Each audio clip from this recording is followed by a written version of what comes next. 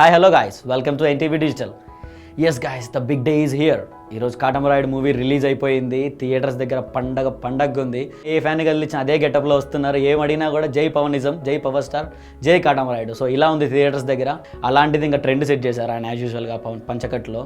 Cinema విషయానికి వస్తే పవన్ కళ్యాణ్ గారు యాక్టింగ్ కానివ్వండి, కామెడీ టైమింగ్ కానివ్వండి, లుక్స్ అసలు అమేజింగ్గా ఉంది.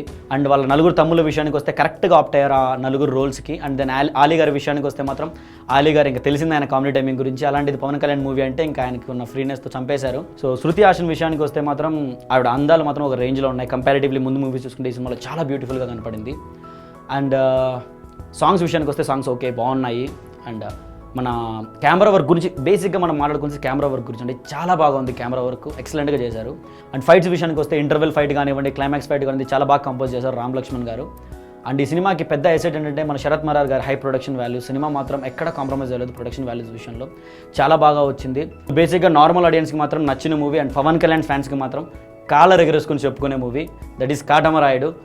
So that's all guys, this is the movie review for Katamarayudu. See you again for another movie review.